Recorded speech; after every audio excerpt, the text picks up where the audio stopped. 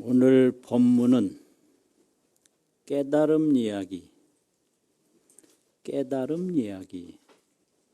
이런 제목으로 말씀드리겠습니다. 이 깨달음을 한자로 표현하면요, 이룰성자 성, 발을정자 깨달을 각자 성정각, 정각을 이룬다, 이렇게 표기를 하고요. 또 다른 말로 하면 이룰성자, 부처님 불자, 길도자, 성불도, 이렇게 성불도 이렇게 쓰거든요. 그게 전부 우리말로 하면 깨달음이에요. 정각을 이룬다, 불도를 이룬다, 성정각, 성불도, 그게 다 깨달음이죠. 그러면 불도가 뭐냐? 불도를 이루는 거예요. 그래서 개공성불도, 다 함께 불도를 이루자 맨날 하고요. 불도무상서원성, 불도가 높지만 서원코 이루겠다. 개공성불도, 다 함께 불도를 이룬다. 자타일시 성불도도 있거든요.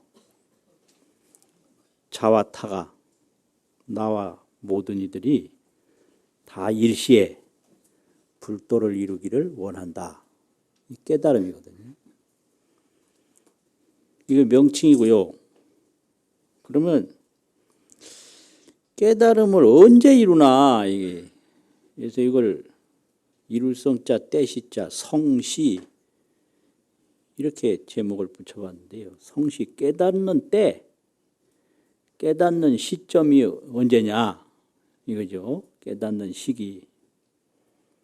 근데 법화경 열애수량품에서는 부처님이 언제 성불했나? 과거 그 과거, 하늘과 땅이 갈라지기도 전에 그 과거에 진실로 성불했다.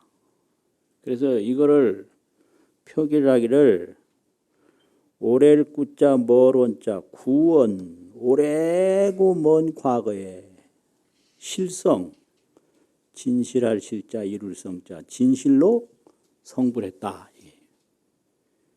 이게 구원실성이에요. 그래서 이걸 줄이면 구성이라고 그래요. 구원, 옛날에 이루었다. 구성, 구원실성. 이걸 구원겁전에, 구원겁, 오래고 먼 그 과거 겁의 세월에 진실로 성도, 도를 이루었다. 성불도, 불도를 이루었다 이거죠. 이게 불도라고 하면 불은 깨달음이라는 동사의 표현이고, 도는 거기서 불이라고 하는 것을 도와주는 조사예요. 듣는 것도 문도라고도 적고요. 적을 때 문도. 또 말하는 거를 설도라고도 해요. 말씀 설자, 길도자. 거기는 길이라는 명사가 아니고 조사입니다. 이 말한다라는 거를 돕는 말이다. 이게 한자예요. 한자는 이렇게 용례가 다양해서 그거 잘하려면 그 쉬운 게 아니에요. 네. 불도 깨달음이에요. 불도. 깨달음을 이룬다. 이게 성불도죠. 그런데 언제 성불했나? 구원겁전에 성불했다. 진실로 성불했다.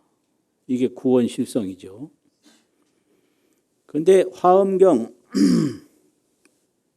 세주묘원품에 보면 서가모니불이 마갈제국 도리장 중에서 시성정각이라 이렇게 돼 있어요. 처음 시자 이룰성자, 발을정자 깨달을 각자, 처음으로 정각을 이루었다. 시성정각. 법화경에서는 구원실성이라고 그랬는데 화엄경에서는 시성정각 하셨다 이렇게 돼 있거든요. 비로소 처음으로 정각을 이루었다. 근데 이런 게 그 대승불교에서 이게 교학적으로 수행적으로 해결해야 될 점이에요. 이런 게 공부예요. 그래서 시성이냐 구성이냐 이게 뭐가 맞냐. 시성은 처음으로 이룬 게 시성이잖아요. 구성은 옛날에 이룬 게 구성이잖아요. 그런데 그런 게 있고요. 그래서 왜 화엄경에서는 처음으로 정각을 이루었다고 했을까? 왜 법화경에서는 오랜 옛날에 정각을 이루었다고 했을까? 뭐 이렇게 되는데요. 이거를 그 화엄종 소가들이 화엄종을 해석하는 그런 분들이 이제 설명을 하기를 인의법설 의인설 이렇게 설명을 해요. 의인 의지할 의자 사람인자 사람의 의지에서 보면 처음으로 정각을 이룬 거고 이게 의인설이죠. 의지할 의자 법법자 법의 의지에서 보면 오래전에 정각을 이룬 거다. 이게 뭔 말이냐. 사람으로 보면 사람은 직접 경험하고 체험하잖아요. 그 사람으로 보면 초발심시 변성정각이라 처음 발심을 했을 때 성불하는 거지 발심이 없이는 성불이 사람으로는 체험할 수가 없거든요.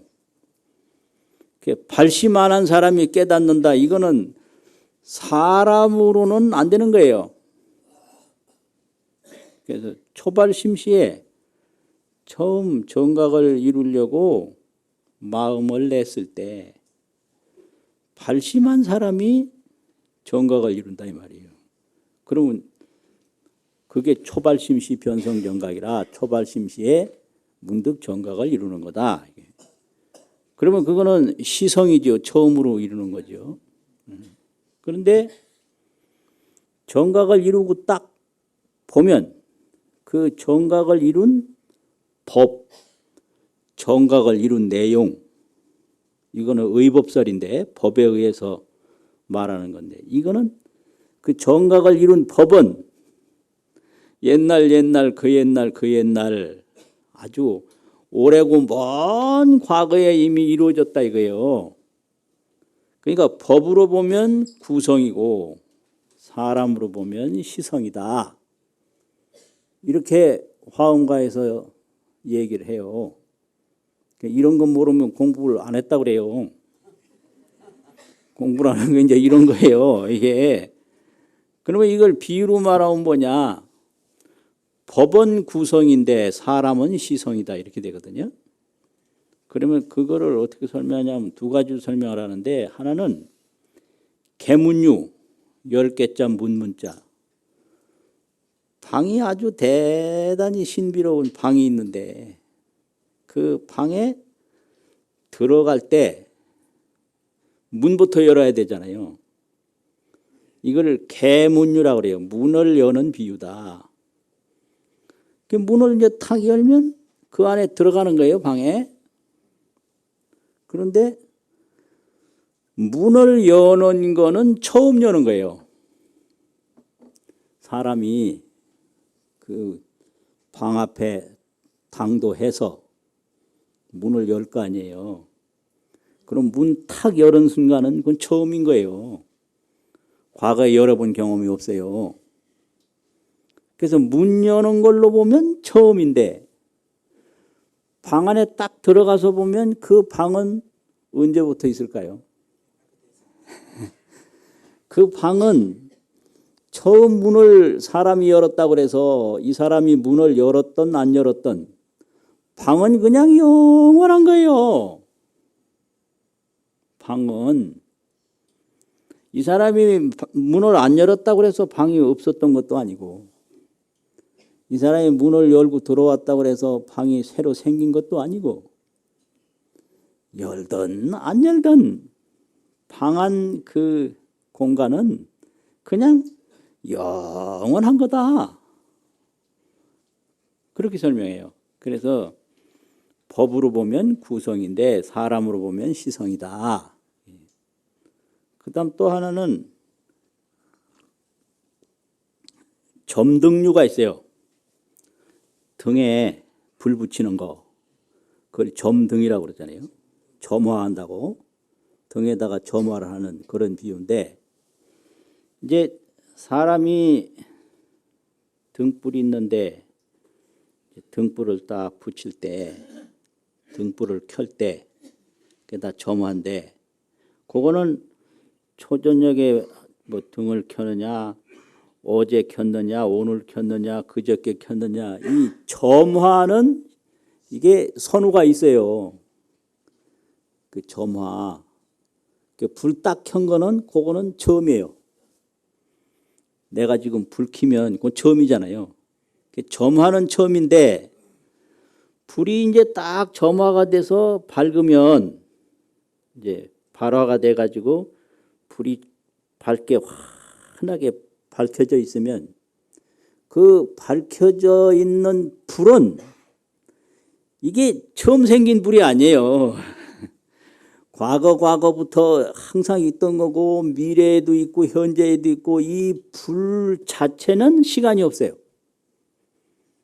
그런데 점화하는 것은 이제 사람으로 볼 때 딱 그 시간이 있는 거예요.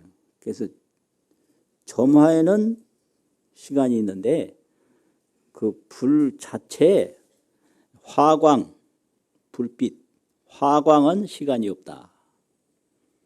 그래서 화광으로 보면 과거, 옛날, 그 옛날부터 이미 불이 있었던 거죠. 그렇잖아요. 그런데 점화하는 걸 보면 오늘 내가 점화를 했다 이거예요. 오늘 그 점화하는 그거는 시간이 있는 거다. 이렇게 설명을 해서 사람에게는 처음 깨닫는 시간이 있는데 법에는 처음이 없다. 오래전부터 있었다 이거예요. 그러면 그 처음 시간을 어느 시간이냐? 발심하는 시간이다. 발심하면 금방 깨달아요. 이게 진정으로 깨달을 마음을 내는 거, 이게 발심이에요. 진정으로 깨달을 마음을 내는 거. 근데 법문을 들어도 전부 자기 소견으로 들어요. 깨닫긴 뭘 깨달아. 그게 그렇게 쉽나. 그렇게 쉬우면 못 깨달을 사람 어디 있어. 뭐 이런 생각으로 들으면 그러면 이게 안 되는 거예요. 안 된단 말이야. 아니 그 저기 지금 이 등불에 등체 등몸에 불이 없는데 저기 불 붙이면 불이 일어난다. 그걸 믿고 딱 붙여야 불이 올라오지. 점화를 안 하면 이게 발화가 안 되거든요. 그렇잖아요. 점화하면 저기서 불이 올라온다. 올라오긴 뭘 안 올라와. 그거 어떻게 믿어. 이러고 점화를 안 하면 발화가 안 돼요. 그 저기 문이 있는데 저 문 열면 안에 방이 있다. 그러면 그래? 딱 열어보면 방이 열리잖아요. 저게 저 안에 뭐가 있기는 그냥 헛고생만 하는 거 아니야. 쓸데없는 소리. 이러면 못 열어요. 이렇게 믿고 딱 시작하는 게 그게 발심이거든요.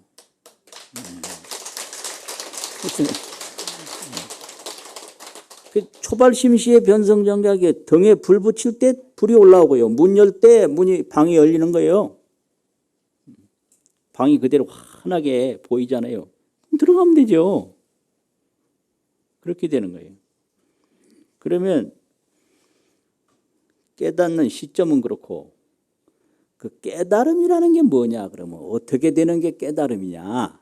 뭐 이런 거거든요. 그거를 이룰성자, 경계경자, 성경, 깨달은 경지, 깨달은 경계, 그 깨달은 내용, 이걸 이 벌판, 뭐 이 공간, 대상 이런 걸 다 경계경자를 쓰거든요. 그럼 성경은 어떤 거냐? 깨달은 경계, 깨달은 경지는 무엇을 말하는 거냐 이거죠. 화엄경 비로자나품에 보면요, 그런 개성이 있어요. 세존이 좌도량하니 세존이 도량에 앉으니. 이제 여기서 이제 도량이라고 그러는 것은 그냥 풀밭 다듬어서 뭐 꾸며놓은 그런 게 아니고요. 보리도량이라고 그래서 그 깨달음의 마음 세계에 도달하는 거. 그거를 실제 중도라고 법성계에서는 표현했거든요. 실제, 진실한 세계, 중도, 생사가 없는 세계, 실제, 생사 없는 세계, 실제 중도에 궁극적으로 앉는다. 이게 궁좌 실제 중도상이에요. 그러면 우리가 이제 마음을 항상 느낄 때 보는 마음도 있었고 들리는 마음도 있었고 감촉하는 마음, 생각하는 마음, 여러 가지 마음이 있었는데 그 마음의 실제 궁극 실제는 뭐냐 이게. 궁극 실제. 말이 어렵나요? 이런 얘기 많이 해야 유식하다 그래요. 예. 궁극적이고 실제적이고 막 이런 말 쓰잖아요. 예. 그 우리 마음에 궁극 실제, 더 이상 갈 데 없는 게 궁극이잖아요. 아주 진실한 그 알맹이, 그게 실제잖아요. 그 우리가 느낀 마음은 이거 뭐 밥 먹을 때 느끼는 미각도 있었고요. 뭐 듣는 이런 청각도 있었고, 보는 시각도 있었고, 뭐 몸에 부딪히는 이런 촉각도 있고, 과거에 뭐 기억났던 뭐 기억도 있고, 뭐 이런 거지. 그 마음의 궁극, 마음의 실제, 그런 거에는 전혀 모르고 산 거예요, 지금까지. 그 실제 중도. 그 중도라는 거는 뭐 생겼다 없어졌다 그런 게 아니고 아주 그 양쪽에 치우치지 않는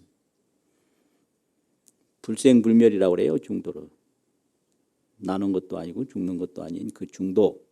이걸 생멸중도라고 그러는데 생과 멸이 아닌 생멸중도. 그런 경지에 딱 도달하는 거를 세존이 도량에 앉으니 이런 거예요. 그래서 도량이라는 것은 마음의 도량인 거예요.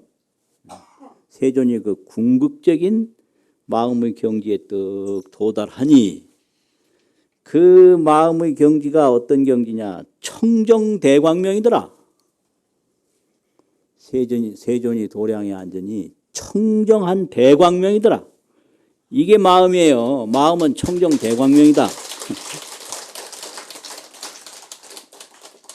근데 이게 얼마나 밝으냐? 비와건대 뭐와 같냐? 천일이 출하야. 천태양이 나와서 천일이 출하야.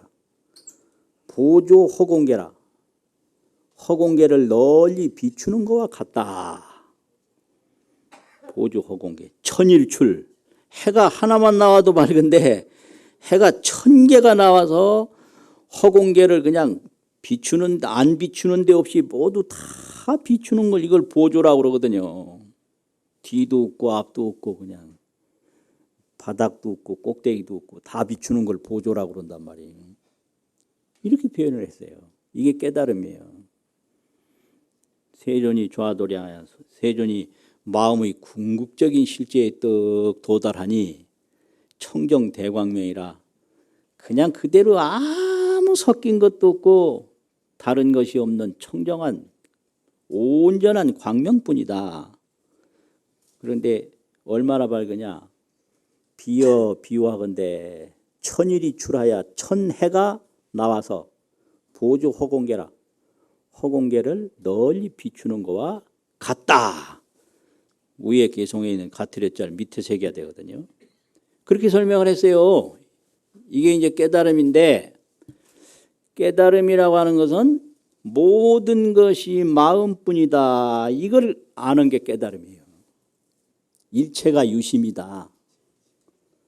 심의 무법이다. 마음 밖에는 아무것도 없다.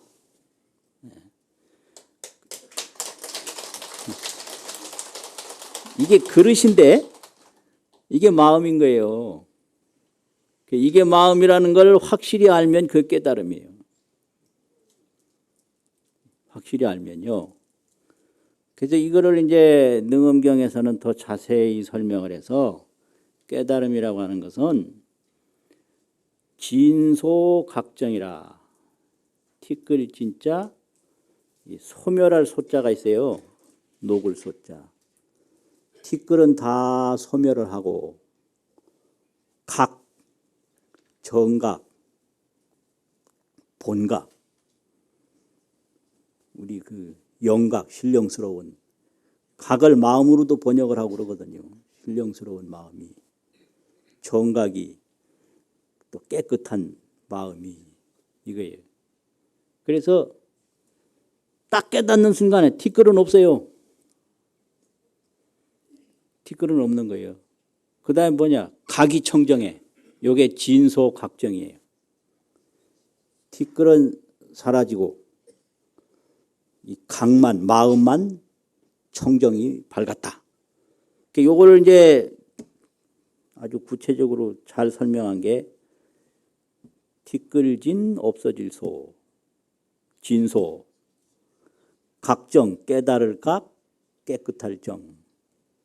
그 각심만 청정했다 이거예요. 그러면 그 다음에 어떻게 되냐? 일각이 원명이라. 한 각이, 한일자 깨달을 각자, 한 마음이 둥글고 밝아. 둥그런 밝을명. 요게 깨달음이에요. 아 이거 참 자꾸 또 아 이거 똑바로 막 쳐다보니까 질리네요. 예? 아닌 것 같아요. 진소각정하니 일각원명이라. 티끌은 사라지고 각이 청정하니 한 각이 둥글고 밝다. 일각 한일 깨달을까. 원명 둥그런 밝을명 일각원명. 뭐 이렇게 되는 거거든요.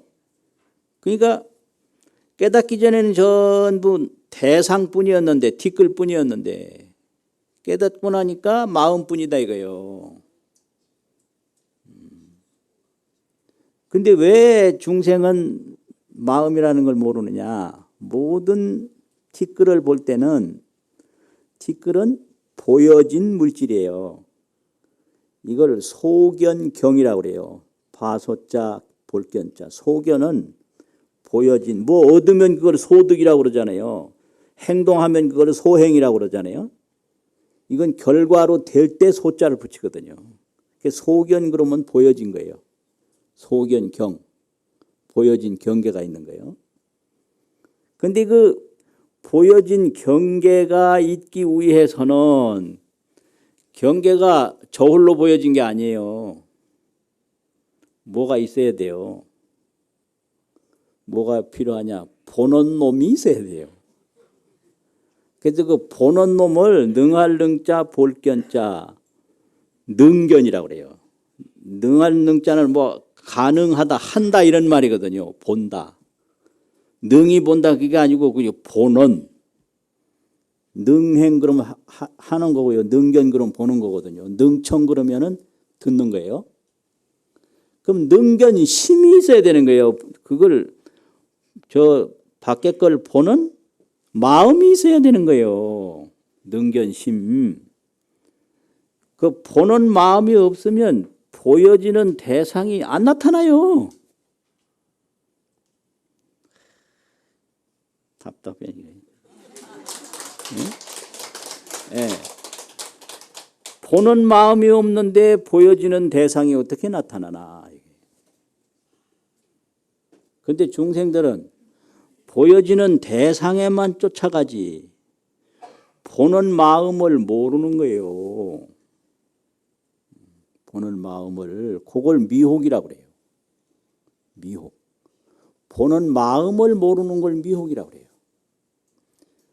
그리고 그 보여지는 티끌에 아주 필요하게 그 고통받는 걸 진로라고 그래요. 뭐 진로 옛날 그 무슨 술 이름 그게 아니고요.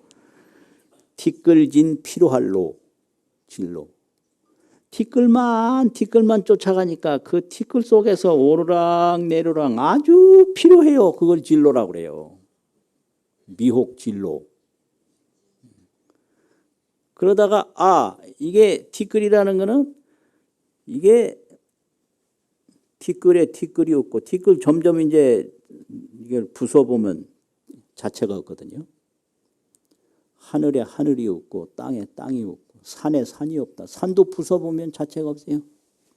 전부 미진뿐이에요. 미진 일합이 돼서 미진이 하나로 뭉쳐져서 다 된 건데 이거는 이게 나도 난 게 아니고 없어져도 없어진 게 아니고 근데 오직 없어지면 없어진 걸 보고 생기면 생긴 걸 보고 이게 밝으면 밝은 거 보고 어두우면 어두운 걸 보고 이게 생기고 없어지고 밝고 어두운 건 늘 변하지만 그걸 보는 능견심은 항상하다. 예. 소견경은 무상한데 능견심은 항상하다 이거예요. 되게 어렵게 하네 이거. 예? 소견경. 소견경은요, 밝다가 금방 어두워지고, 어두웠다 밝아지고, 생겼다 그러면 없어지고, 없어졌다 생기고, 이건 무상해요. 근데 없어졌을 때는 없어진 거 보고, 생길 때는 생긴 거 보고, 밝을 때는 밝은 거 보고, 어두울 때는 어두운 거 보고, 소견심은 항상 한 거예요, 이게요. 무거물의 영무죠. 가는 것도 아니고, 오는 것도 아니고, 머무는 것도 아니고, 이게 소견심이에요. 이놈을 떡 얻으면 그걸 깨달음이라 그래요. 그래서 그거 외에는 없다. 그래서 오불견공이라 깨달은 사람에게는 허공을 보지 못한다. 허공은 저게 경계인데 경계는 없는 거예요. 그래서 오불견공. 불견을 못 본다 이거죠. 공은 허공이란 말이에요. 그 깨달은 이에게는 허공을 보지 못한다. 왜냐? 허공 보는 마음뿐이지 허공은 자체가 없어요. 허공 가서 봐요. 허공에 허공이 있나. 뭐든지 가서 보면 실체가 없는 거예요. 그래서 이건 무상하게 왔다 갔다 하는 것뿐이고 그 왔다 갔다 하는 경계를 항상 보는 건 마음인 거예요. 능견심인 거예요. 이거 참. 예. 그래서 소견경에 미혹하지 않고 능견심에 차지하는 게 그게 깨달음이에요. 능견심. 그럼 능견심 어떻게 해야 돼? 이거 깨달아야 되겠다. 딱 마음 먹고 발심하면 금방 깨닫는 거예요. 근데 뭐 그렇긴 뭘 그래. 그럴 리가 있어. 이거 못 깨닫는 거예요. 그래서 초발심시의 변성정각이라 뭐 이렇게 되는 거거든요. 그러면 도대체 누가 깨닫나? 일체 중생이 다 깨달아야 돼요. 그걸 여기서 성기, 이룰성 근기라는 기자 있잖아요. 기계 기자. 그걸 모든 사람의 중생 근기라고 그러잖아요. 그게 모든 중생에 다 해당되는 거예요. 일체 중생이 뭐 개공성불이지 누구는 깨닫고 누구는 못 깨닫고 그거 아니에요. 성기는 일체 중생이다 이게. 그럼 일체 중생이라고 하는 것은 이게 생로병사 우비고가 있어요. 생로병사 고뇌심이 있고 생로병사가 어디서 오느냐? 이 몸을 알아보는 능견심을 미혹하고 이 몸이라고 하는 소견경 여기에 매인 것이 생로병사예요. 그러니까 이게 이제 내 손이다 그러면 내가 느끼는 거거든요. 내 몸으로. 그러면 요건 경계가 되는 거예요. 그러면 요걸 내 몸으로 누가 느끼냐? 그게 능견심이 되는 거예요. 그래서 몸은 여기 있는데 이걸 내 몸으로 느끼는 나는 어디 있나? 그 나라는 게 그게 보는 마음이거든요. 요 몸은 보여지는 경계고.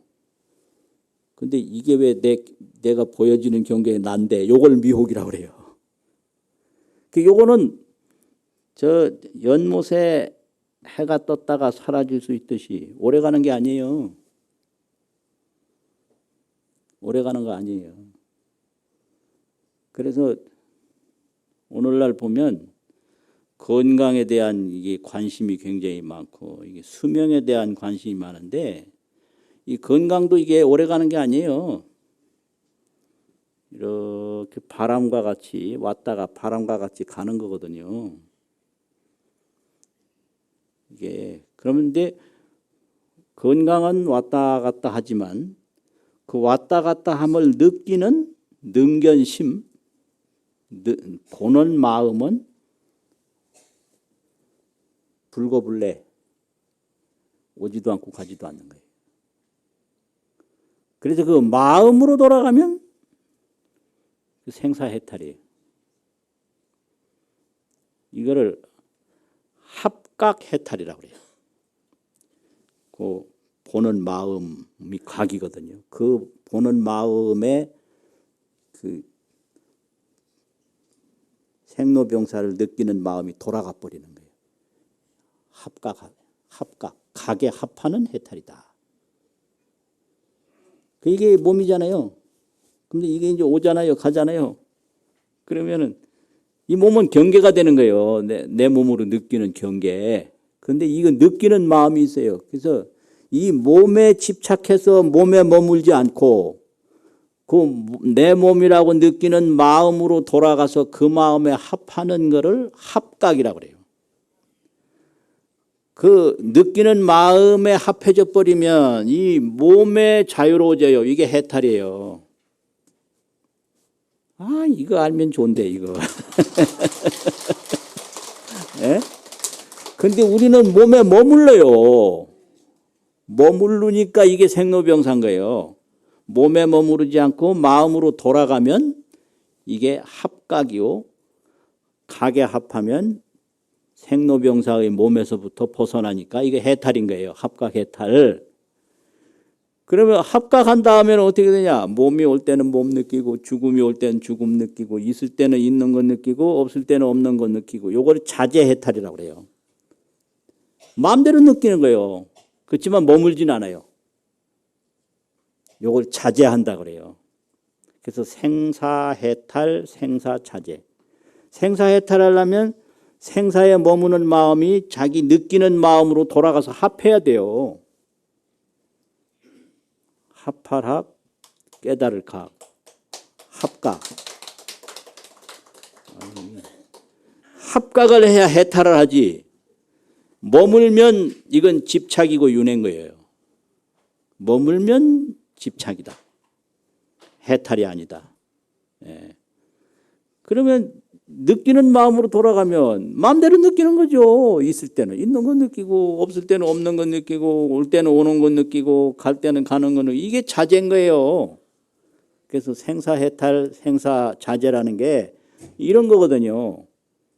이런 게 깨달음이에요. 이런 게.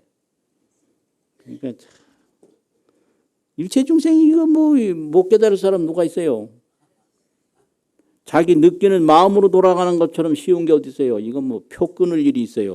뭐 무슨 뭐가 있어요? 이게 무슨 여행증 발급할 일이 있어요. 뭐가 있어? 바로 내 마음에 돌아가서 합해버리는 건데 얼마나 쉬운 거예요, 이거는. 초발심시 변성정각이죠. 그러면 일체 중생이 다 그렇게 깨달을 사람이고, 그럼 깨닫는 바른 길은 뭐냐?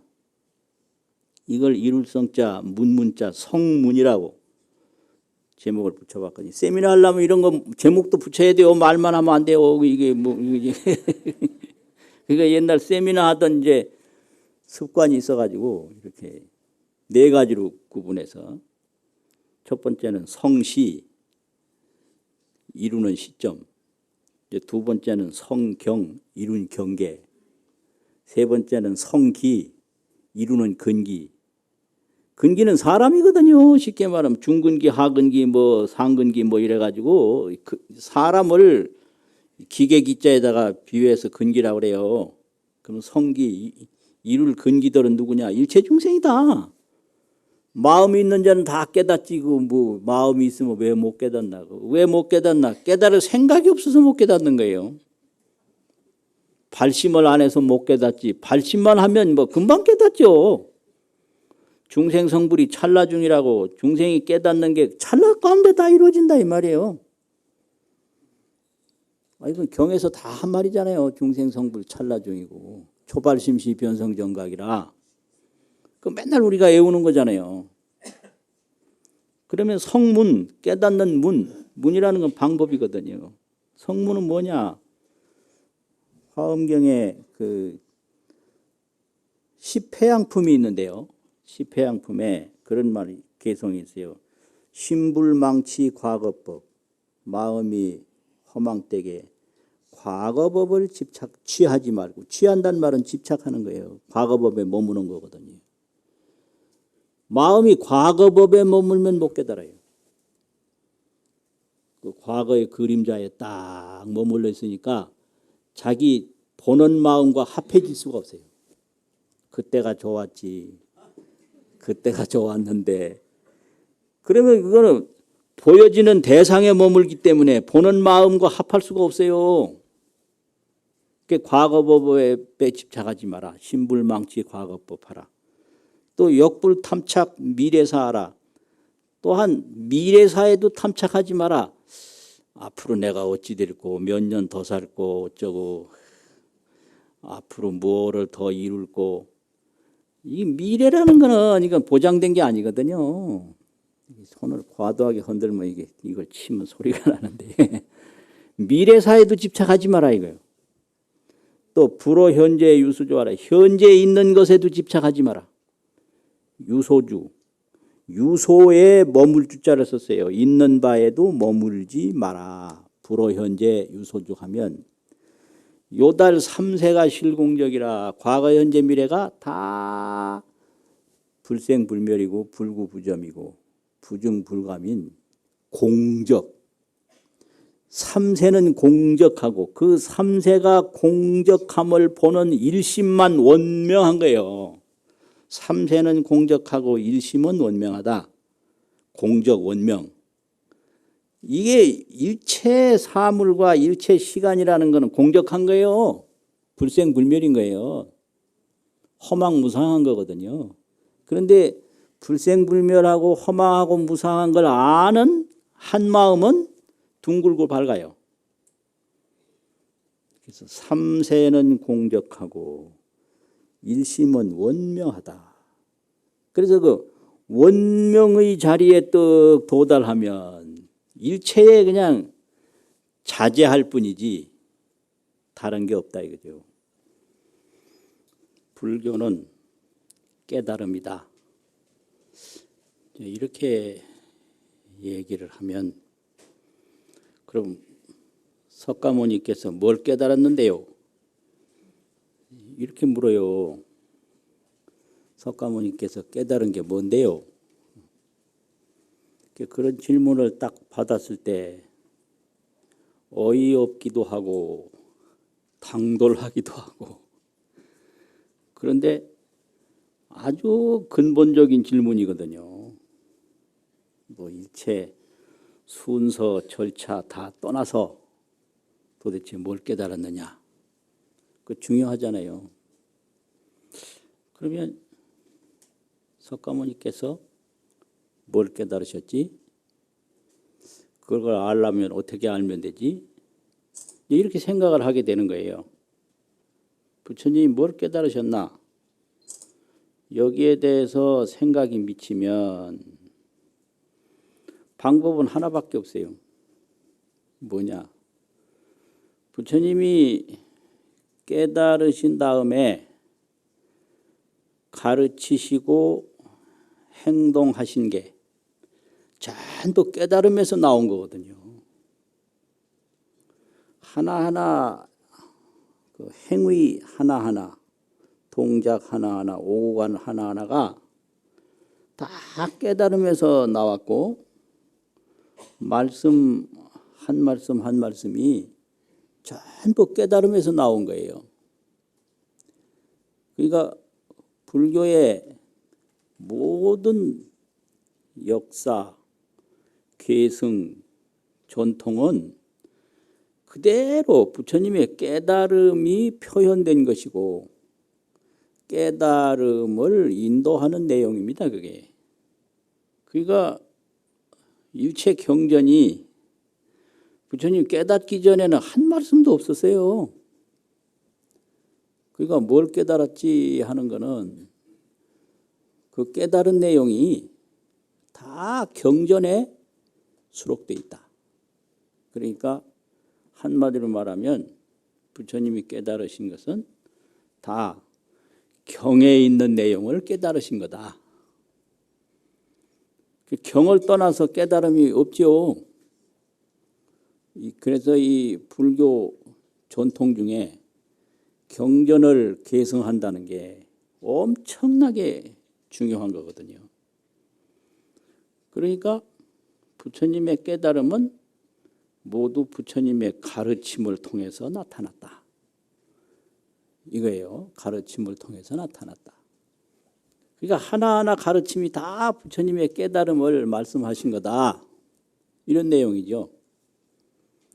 그러면 그 깨달음을 이야기하는데 이게 단순하질 않아요. 경전 내용이. 그러니까 역시 불교 공부를 하다 보면 항상 부처님은 진정 깨달은 것이 뭘까? 그렇게 생각될 수밖에 없어요.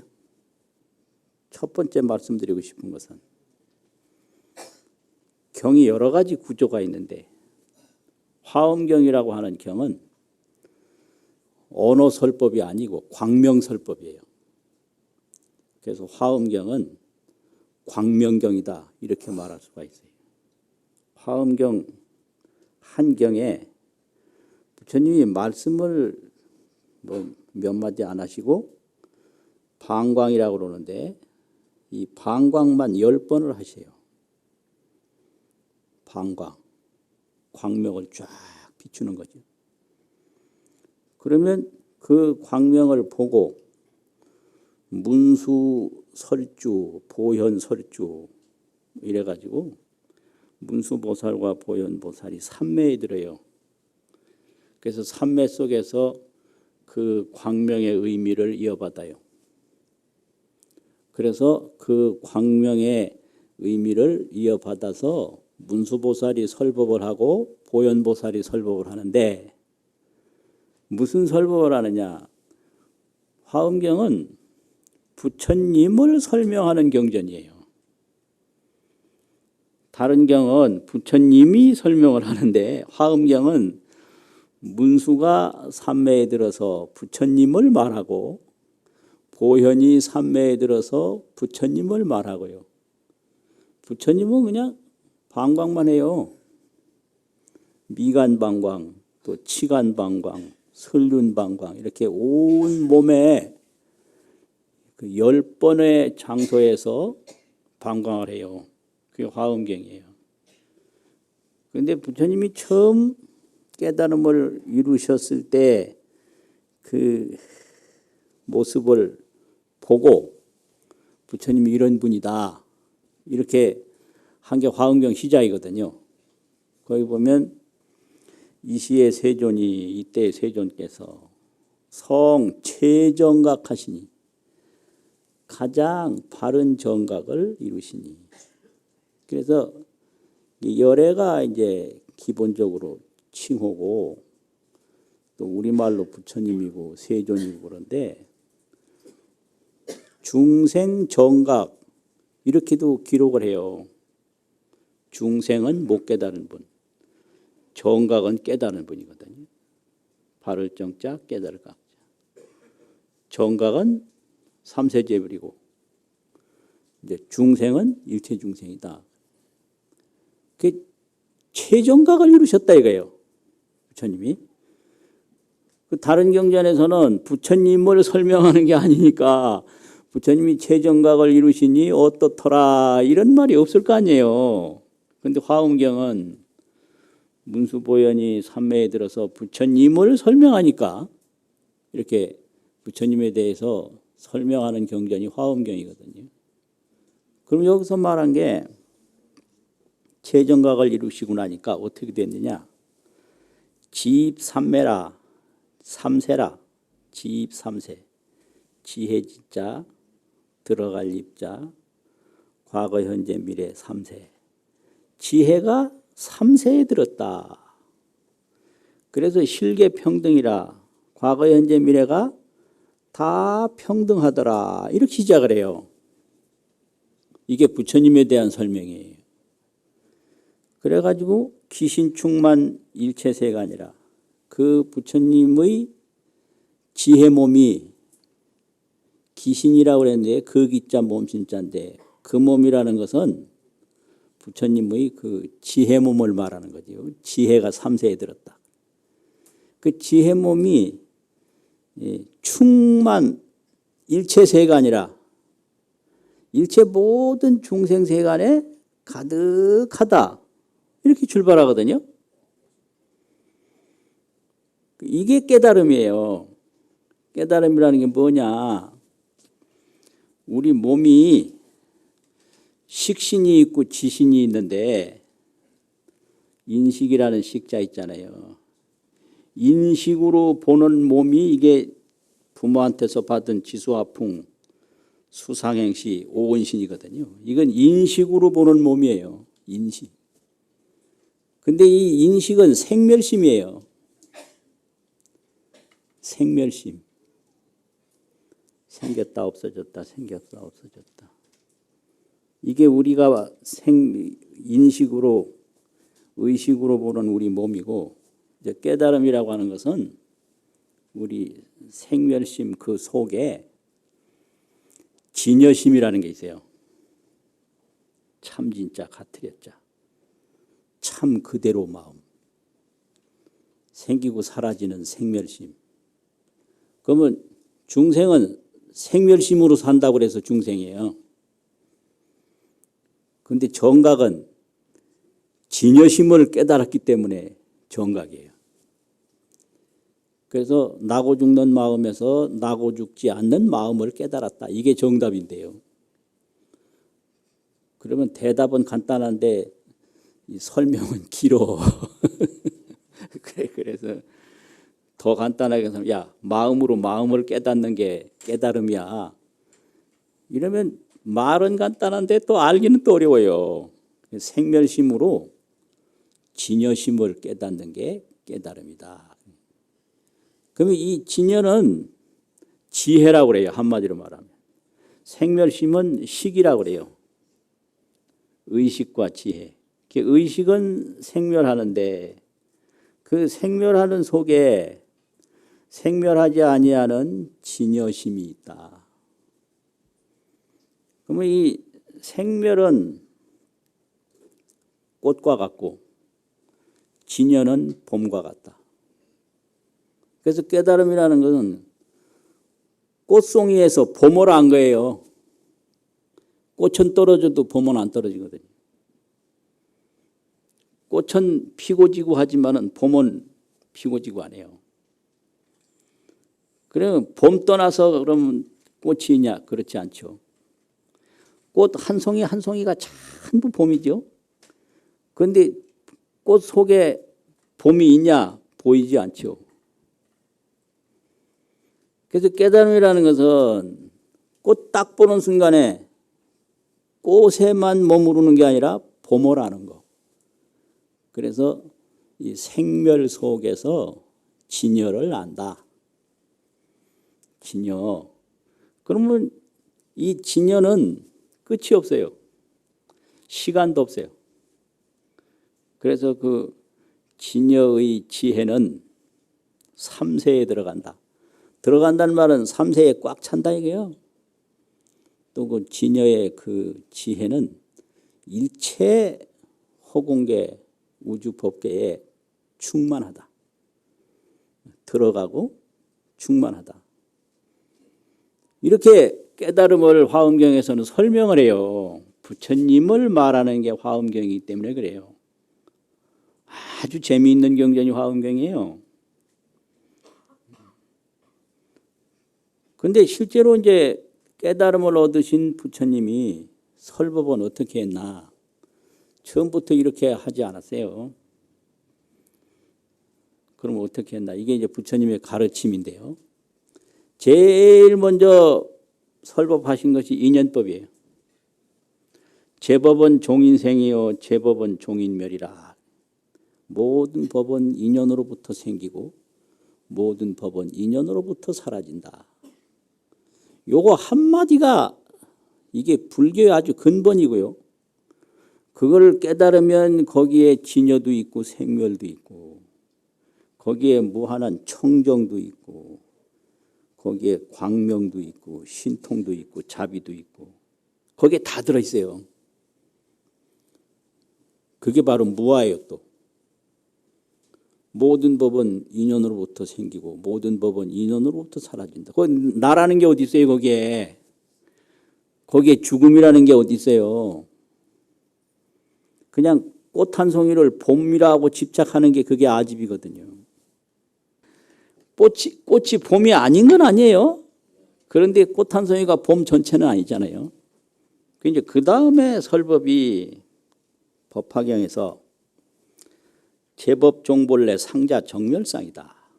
제법이라는 것은 일체중생 산하대지 우주만법 전부가 제법인데 이 제법이 전부가 항상 스스로 정멸할 모습이다 이렇게 말씀해요. 정멸. 그래서 제법은 생멸이고 또 이 생멸은 정멸이라. 정멸은 생멸이 없다 이 소리예요. 생도 적하고 멸도 멸하고 생멸은 나고 죽는 거고 나고 죽는 거 없는 걸 한마디로 말하면 정멸이다 이러거든요. 고요할 적, 고요할 멸. 생멸 없는 거. 그래서 생멸이 생멸 없는 거다. 제법이 종본래로. 제법이 본래부터 상자 정멸상이다. 항상 스스로 정멸한 모습이다. 이렇게 가르쳐요. 그러면 생멸이 정멸이라는 건데요. 정멸은 뭐냐? 생사 없는 거. 그게 바로 진여법. 그게 나고 죽는 일이 없다 그래가지고 무위법이라 그래요. 하위자, 없을 무자, 하위자. 뭐 나고 죽는 일이 없다. 그러니까 정멸법, 무위법, 진여법 이렇게 말하는데 이게 똑같은 얘기예요. 그래서 제법이 본래부터 종본래로 항상 스스로 진여법이고 생사 없는 정멸법이고 나고 죽는 일이 없는 무위법이다. 이게 법화경 설법이에요. 그러면 이게 뭐냐? 내용은 인연이에요. 인연. 그래서 인연으로 핀 꽃은 피지 않은 봄과 다를 바 없다는 거예요. 야, 꽃 좋다 그러면 그게 보이지 않는 봄이다. 꽃이 진다 그러면 그게 보이지 않는 바로 봄이다. 그 피고 지는 봄이 참 피고 지는 꽃이 피대 피는 것이 없고 지대 지는 것이 없는 봄이다. 일체 꽃이 항상 스스로 봄이다. 이렇게 가르치는 거예요. 이게 정멸법이고 이것이 바로 또 인연법이죠. 이게 부처님의 가르침이에요. 이게 어디서 나왔냐? 다 부처님의 깨달음에서 나온 거예요. 첫 번째는 인연법, 두 번째는 정멸법. 그 정멸법은 이제 다른 말로 하면 실상법, 중도법 이러거든요. 중도 실상. 그게 전부 정멸이에요. 생사 없다 이 말이에요. 우리가 지혜로 보면 생사가 없는 거예요. 봄을 보면 봄에는 피고 지는 게 없잖아요. 그런데 살 걱정하는 거는 본래 죽는 일이 없는데 살 걱정하는 거는 그 전도몽상이에요. 멀쩡한 자기 집에서 악몽을 꿔가지고 지금 막 괴로워하는 거나 똑같은 거예요. 생사가 없는 거예요. 그래서 생사 속에서 생사 없는 걸 안 것이 깨달음이다. 그러니까 살 걱정할 거 없어요. 또 죽을 걱정할 거 없어요. 왜 그러냐? 꽃을 보면요. 바람 분다고 꽃잎이 떨어지는 거 아니에요. 바람 하나도 안 불어도 꽃잎이 뚝뚝 떨어져요. 이게 뭐냐 그러면 뭐 이거 빨리 죽으려고 한다고 죽는 게 아니에요. 죽을 생각 아무것도 안 해도 저절로 다 죽어요. 걱정하지 말아요.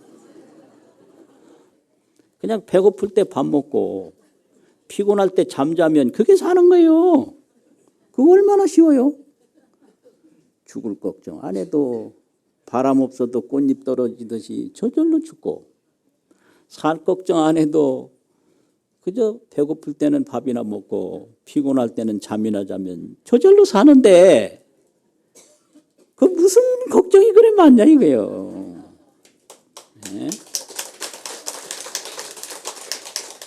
전부 아집 전도몽상으로 나라는 집착과 꿈꾸는 것과 같은 그런 전도된 뒤바뀐 몽상으로 살 걱정 죽을 걱정하는 거예요. 그래서 제법 종본래 상자 정멸사. 불자 행도의 내세 득작불이라. 불자가 이런 정멸도 생사 없는 정멸도를 실행하면 앞으로 머지않아서 깨닫는다. 부처가 된다 이런데 부처되는 건 깨달으면 부처되는 거예요. 내세 득작불이라. 부처됨을 얻는다 이랬거든요. 그게 생사 없는 정멸도를 닦으면 돼요. 정멸도라는 것은 쓸데없는 망상집착을 안 일으키면 그게 정멸이거든요. 공연히 누가 죽으라고 했나 죽겠다고 난리고 누가 살라고 했나 살아야 된다고 난리고 이게 몽상이거든요.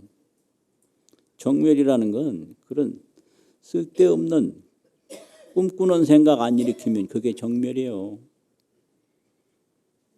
그런데 이제 화엄경에서는 부처가 뭐냐 깨달음을 얻은 분이 부처다고 그랬는데 그럼 깨달음을 얻은 분을 알아보려면 어떻게 알아봐야 되느냐. 약인요교지 3세 일체불 과거 현재 미래 일체 깨달은 분을 알고자 하면 응관 법계성 일체유심조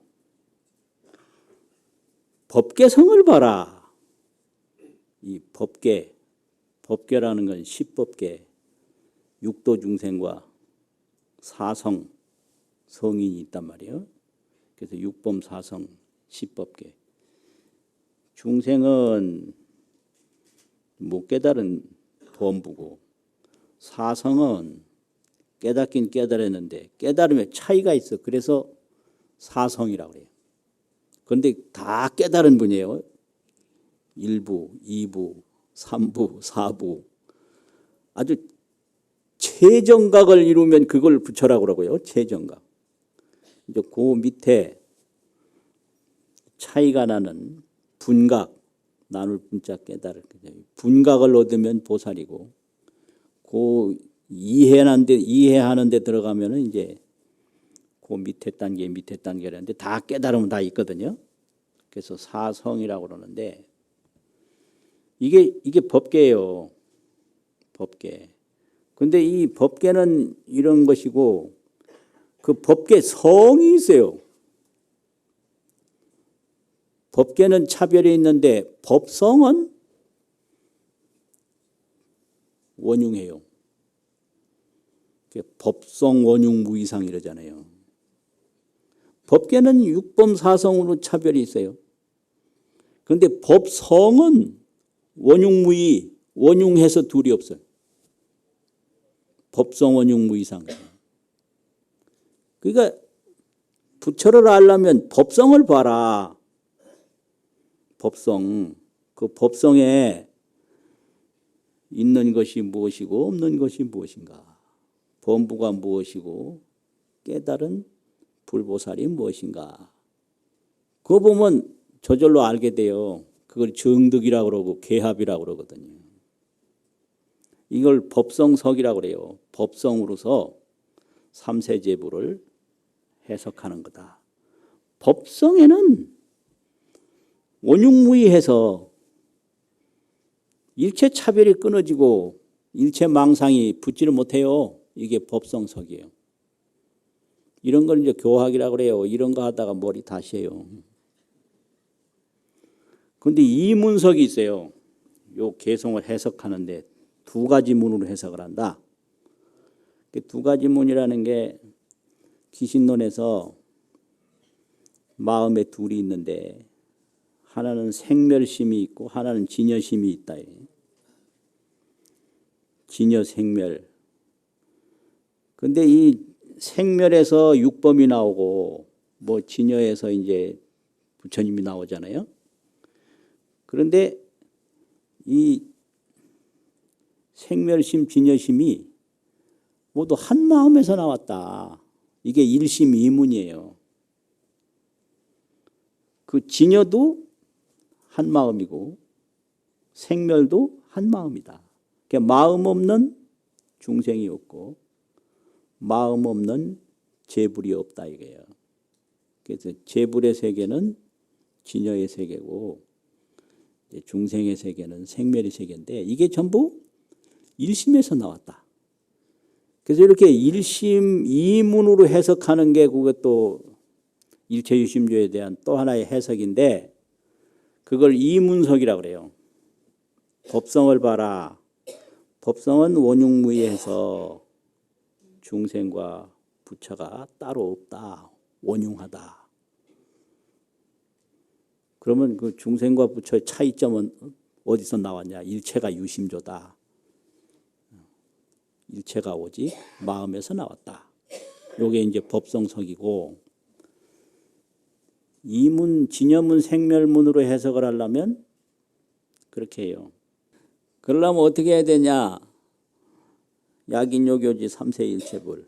어떤 사람이 삼세일체불을 알고자 하면 은관 법계성 일체유심조. 법계와 법계성 일체가 오직 마음으로 만들어진 것을 마땅히 관하라. 이렇게 해석을 해야 돼요. 이게 심오하고 좀 어려워요. 법계는 십법계잖아요. 차별이 있잖아요. 그 법계성은 원흉무이하잖아요. 그럼 법계, 차별법계와 이 평등 법성이 일체, 법계나 법성이나 일체가, 일체는 여기서 이제 법계와 법성을 말하는 거죠. 법계, 법성, 일체가 유심조, 오직 마음으로 만들어진 것을 응관이라는 거 있잖아요. 꼭 마땅히 관하라, 관찰하라. 그러면 삼세제불이 어떤 존재인지 흔히 알 수 있다. 이게 이문석이에요. 그래서 부처님은 진여의 세계를 깨달아서 열애가 되고 중생은 진여의 세계를 못 깨달아서 범부가 됐는데 법부나 이런 게 전부 이게 십법계인데 십법계의 그 근본이 진여법성이다 이거예요. 그러면 진여법성이나 생멸법계나 뭐 차별평등이 일체가 유심조다 이거죠. 여기 화엄경이에요. 마음이다. 마음에는 생멸심이 있고 또 아까 뭐라 그랬죠? 진여심이 있다. 진여심을 깨달으면 부처인데 생멸심으로만 살아가면 뭐라 중생이죠. 그런데 마음을 떠나서 있는 거 아니에요. 꽃이 피고 지고 하지만 봄 떠나 있는 거 아니죠. 그러니까 꽃 한 송이 보고 이게 봄이다 해도 맞는 거예요. 그런데 봄에는 꽃의 모습은 없으니까 꽃이 아니다 해도 맞아요. 그래서 어려운 거예요. 그렇잖아요. 깨달음에 대해서 가르침에 대해서 항상 이야기를 할 때 깨달음을 한자로 표현하면 열의 소득법이에요. 소득은 얻었다는 거잖아요. 열애가 얻은 법이다. 열의 소득법. 뭐 얻었어요? 서가모니께서 일체 중생이 아무도 모를 때 그 얻은 거예요. 이거 엄청난 거죠, 진짜. 또 열애가 평생 가르친 것을 열의 소설법이래요. 열의 소설법, 열의 소득법. 이제 공부를 한다는 거 이런 용어 많이 아는 것 중에 공부 하나예요. 그냥 말만 들으면 이런 거 모르거든요. 그럼 뭐 학회나 이런 데 가면요. 이런 거 아무 소리도 못하면요. 아, 저 공부 안 됐다고 잘 안 껴주려고 그래요. 깨달음은 열의 소득법이다. 열애가 얻은 법이다. 이게. 가르침은 열의 소설법이다. 이게. 그러면 뭘 깨달았느냐 하고 알려면 열의 소설법을 깊이 보면 이제 그 깨달음으로 가는 길이 있어요. 그런데 어떤 꽃을 들여대도 그게 봄은 아니듯이 어떤 가르침을 들여대도 그게 열의 깨달음의 전부는 될 수 없어요. 그런데 봄을 잘 관찰하면, 꽃을 잘 관찰하면 봄으로 가는 길이 있거든요. 그래서 열의 가르침을 잘 따르면, 실천하면 깨달음을 얻어요. 그게 불교예요. 그래서 열애는 요게 깨달음이다 이렇게 꽃 한 송이 꺾어서 이게 봄이다 이렇게 가르친 게 아니고 그 꽃을 보여서 꽃으로 말미암아 봄을 알 수 있는 길을 열었다. 이게 열애의 가르침이에요. 그래서 경전이라고 하는 것은 부처님이 깨달음을 말씀하셔서 깨닫게끔 한 것이기 때문에 경이 바로 깨달음은 아니지만 부처님의 가르침을 통해서 깨달음으로 갈 수가 있다. 이게 불교예요. 이게 이제 부처님의 깨달음, 부처님의 가르침 그러죠.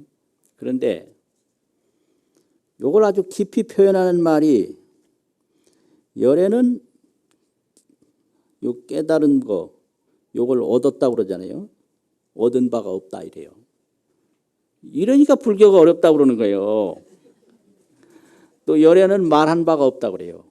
열애 무소득, 열애 무소설.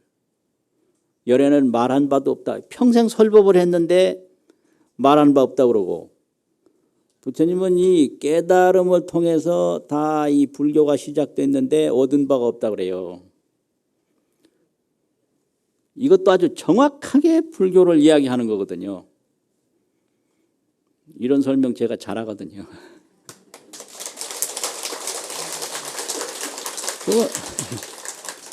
왜 열애가 깨달음을 통해서 다 이렇게 중생을 가르친 부처님인데 깨달은 바가 없다고 그러나? 이 두 가지예요. 깨달음은 마음으로부터 얻은 거잖아요. 그런데 깨달음으로 얻은 것은 물질적으로 얻은 게 아니에요. 그래서 얻은 바가 없다고 그러는 거예요. 그러니까 뭐 요새로 말하면 재산을 얻는다든지 사람을 얻는다든지 뭐 이런 나라를 얻는다든지 이런 걸 얻는다고 그러잖아요. 그런데 부처님은 그런 거 사람 얻은 게 아니고요. 재산 얻은 게 아니고요. 나라 얻은 게 아니고요. 얻은 거 없어요. 그래서 세속적으로 물질적으로 얻은 게 아니다. 깨달음은. 그래서 첫 번째 얻은 바가 없다고 그래요. 또 두 번째는 진여법이라고 하는 그 진여를 내가 깨달았는데 진여를 얻었는데 진여는 내가 얻어도 진여고 안 얻어도 진여고 부처님이 깨닫고 못 깨닫는 거에 아무런 차이가 없는 게 진여법이기 때문에 얻은 바가 없다는 거예요. 얻은 바가 없다 이거예요. 그거 맞는 얘기예요. 열애는 얻은 바 없다. 깨달은 바 없다. 이것도 맞는 얘기예요. 또 열애는 무소설 말한 바가 없다. 그래요. 이건 또 뭔 소린가? 이런 거예요. 열애는 설법을 할 때 중생 따라 설법을 해요. 이걸 수기설법이라고 그래요. 근기 따라서 설법을 한다. 그 중생이 알 수 있고 실천할 수 있는 거를 얘기를 해요. 그래서 이제 내 주장을 하는 게 아니라 중생이 올 수 있는 것만큼 하니까 이걸 수기설법, 감응설법이라. 감응이 느끼고 그 사람이 나한테 응할 수 있는 상응할 수 있는 내용만 얘기하지 무리하게 막 안 하거든요. 그래서 중생 따라 설법을 했으니까 내 말을 한 일은 없다 이거예요. 그래서 말한 바 없는 거예요. 그리고 나는 진여법을 깨달아서 진여법을 말했기 때문에 내가 한 거 아무것도 없다. 이걸 여증설이라고 그래요. 수기설, 여증설. 진여법을 정득해서 자기가 정득한 대로 얘기한 거지. 내 말을 한 거 없다 이거죠. 여증설이니까 본대로 얘기했으니까 내가 말한 바 없고 중생 따라올 수 있는 것만큼 중생 편에서 얘기했으니까 내가 말한 바가 없다. 그래서 이제 이래서 부처님의 가르침은 깨달은 대로 말씀을 하시는 건데 부처님이 뭘 깨달았나? 경을 보면 알 수 있다. 그럼 어떤 경도 그 부처님의 깨달음을 다 표현할 수는 없다 이거예요. 그래서 이걸 무실이라고 그래요. 경 안에 어떤 말도 어떤 언구도 진실한 것이 거기 다 들어있지 않다. 실이 없다 이게. 금강경에서 하는 말이거든요. 무실. 그런데 그게 다 허망한 게 아니에요. 왜? 그 말씀대로 수행하면 깨달음을 내가 얻을 수 있으니까. 그래서 무실무허라고 그래요. 색즉시공, 색이 곧 공이다 그러면 그 속에 부처님 깨달음이 다 들어있는 거 아니에요? 그러니까 무실이에요. 실체가 없다. 진실이 없다. 그거 허망한 거 아니에요? 색즉시공이라는 말을 듣고 자꾸 이 청정심을 닦으면 부처님처럼 깨달음을 내가 얻게 돼요. 그래서 역시 또 허망한 것도 아니다. 그러니까 그냥 공짜로 부처님 뭘 깨달았을까 그러면 안 되고요. 그러면 안 되고 부처님이 진짜 뭘 깨달았을까 궁금하면 그 깨달음을 쭉 이야기한 경전을 잘 보고 또 한두 마디 가지고 이게 깨달음의 전부다 그러면 또 안 되고요. 내가 자꾸 실천을 하면 나도 부처님의 깨달음의 세계에 들어갈 수가 있어요. 마치겠습니다.